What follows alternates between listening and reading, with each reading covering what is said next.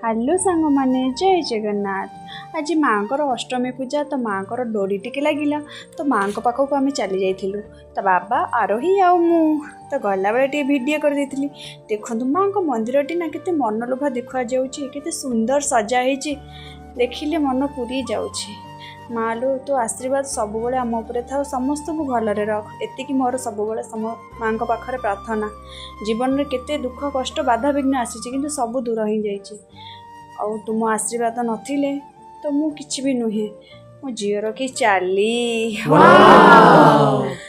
तापरे मंदिर रे टिके ठाकुर को दर्शन सारी तमें आसी गोटे जगार मंदिर रे बसी जाइथिलु। तो बसी हेटी वीडियो बनै देइथिली।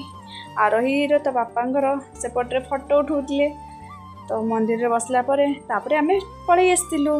मांकर जो रथ टଣା होतला से भी थुआइला ताको देखिलु। जदि आज वीडियोटी